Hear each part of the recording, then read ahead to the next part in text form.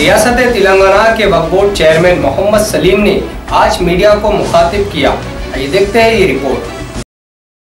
रियासत तेलंगाना के वक्फ board chairman Alhaj Mohammad Salim ने आज शहर के सहाफ़ियों को मुखातिब करते हुए तमाम ख़बरस्तानों में मुफ्त तदफीन पर बोर्ड का नुक्ते नज़र पेश किया और हालिया मुख्तलिफ ख़बरस्तानों में दफनाने के लिए ख़बरस्तानों के चौकीदारों के रकम तलब करने और बाज़ ख़बरस्तानों में तदफीन के इनकार के वाक़यात की मजम्मत भी की। कोर्ट का केस है गुडला बेगम पेट में बोल के उन्हें कलेक्टर बोलो अपने पुलिस ये करी, वहाँ पर पुलिस को हम बात करें, बोले ठीक है साहब आप भिजा दो दफनाएंगे बोल के। तो वहाँ पर खानमपेट में भी एक कब्रस्तान है, वहीं दफनाना, वहाँ आबादी तो है नहीं, बाजू में आबादी है, अब वहीं लाके जिद को वहाँ पर दफनाएंगे बोल के जिद करें तो ऐसा नहीं। फिर भी हम रिकमेंड करें कि आप फ़ौरन ये करो बोल तो पुलिस अलाउ करी उसको आने के लिए, पर वहाँ पर जब तक वो खोद दिए थे क्या करे थे नहीं मालूम खानमपेट में, तो वहाँ पर रेडी है तो वहाँ पर दफना लिया, उसको कोई इशू बनाने की जरूरत नहीं। और एक जुमेरात बाजार में भी कब्रस्तान है, उसको तो कोई पलट के भी नहीं दिखा। कई बार आपको भी बोल चुका मैं यहाँ हमारे को जो कब्जे करे उन लोगों को कब्जे से भी हटाने का है।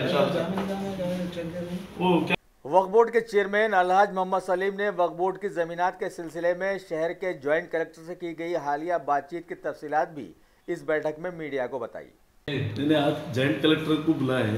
के जो है ना पूरा रंगारेड्डी डिस्ट्रिक्ट में जो ज़मीना हमारे वक्फ के जो इंक्रोच करे हुए है, जैसा मनीकुंडे की लैंड है, गुडला बेगमपेट है और हमारे खानमपेट के पास कुछ और भी ज़मीना है, और जो है अपने कौन सा मामड़पल्ली में 490 एकड़ है। ये ऐसा बहुत से ज़मीना जो है ना मिसयूज होके कब्जे करके प्लाटिंग करते चले आ रहे लोग वहाँ,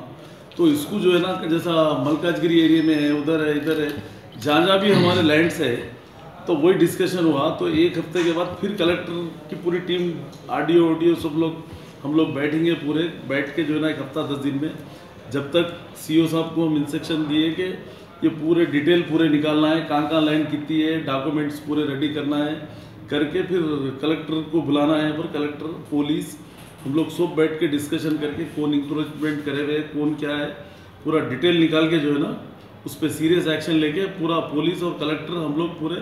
रेवेन्यू डिपार्टमेंट और सीओ हम लोग पूरा डिपार्टमेंट मिलके पूरा पहले डिटेल निकालेंगे, उसके बाद में सब मिलके हम लोग पूरा विजिट करेंगे, विजिट करके उसके ऊपर कानूनी कार्रवाई क्या कर सकते हैं, उसको इंक्रोचमेंट जाना है वो कानूनी कार्रवाई भी करेंगे, कोर्ट की कार्रवाई भी करेंगे। अगर उन लोगों को कुछ जेल को भिजाना भी है तो जेल को भिजाएंगे उन लोगों को, क्योंकि 420 डॉक्यूमेंट भी बना के बहुत सारे लोग जो है ना लैंड एक्वायर करे हुए हैं, वैसे लोगों को भी छोड़ने का नहीं है। वो भी पटवारी को भी नहीं छोड़ेंगे, तहसीलदार को भी नहीं छोड़ेंगे, क्योंकि वफ लैंड रहती ताक़यामत, इसको कोई भी जो है ना झुटला नहीं सकते, इसको कोई दोहरा ही नहीं है कि वफ लैंड नहीं है बोल के नहीं बोल सकता कोई भी, क्योंकि वफ लैंड क्या है, एक बार वफ करे बाद ताक़यामत तक उसको बेच नहीं सकते, किराए पे दे सकते हैं उसको। तो इंशाअल्लाह ताला वो नेक्स्ट 1 हफ्ता 10 दिन के बाद आप लोगों को बुला के जो है ना जब हर चीज़ बताएंगे, और कल भी हम आर्कियोलॉजिकल वालों को आर्कियोलॉजिकल वालों को बुला के जो है ना जहाँ मस्जिदाँ बन है ज़माने से, मस्जिदाँ भी जो है ना हम आबाद कराने की, आज पेपर में भी आया होगा, देखे होंगे आप लोग, तो डायरेक्टर को इसको बुला के जो है ना गवर्नमेंट ऑफ इंडिया के ऑफिसर्स को भी उन लोगों से भी हम काम लेंगे, क्योंकि हम नाजायज़ जाके किसी के वहाँ जाके हम किसी को सताने के लिए नहीं, जो वक्फ यूज़र में जो है, जो गज़ेट या वक्फ बोर्ड में है, जो वक्फ की प्रॉपर्टी है, जो वक्फ की मस्जिद है, वैसी जगह जाके हम लोग जो है ना उसको आबाद कराने की पूरी प्लानिंग हम लोग वो कर रहे हैं, और इंशाल्लाह ताला 1 हफ्ता 10 दिन में वो भी मुहिम शुरू होंगी, जहाँ मस्जिदाँ बने इंशाल्लाह उसको आबाद कराएंगे। तो मस्जिद को आबाद कराने के लिए कल उसके बारे में मीटिंग हुई, और 7 टाउन्स में भी जो है ना